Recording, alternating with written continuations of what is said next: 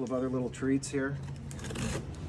I know that one of these is the air conditioning vent for the passenger side that has my Hallelujah. VIN number on it and built for sign.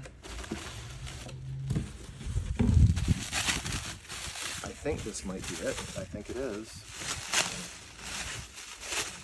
So I replaced the passenger side air vent, just like they did on the OG, with my VIN number and built for me. This is so freaking cool.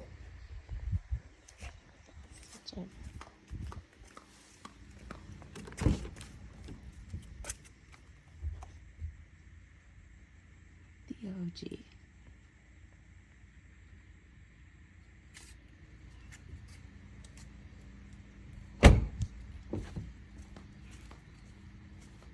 And we got one more goodie in here.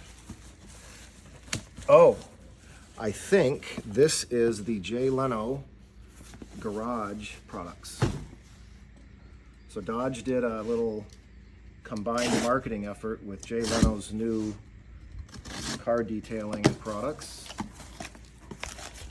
And what we get is a sampling of those items. I got some microfiber towels and wash mitts,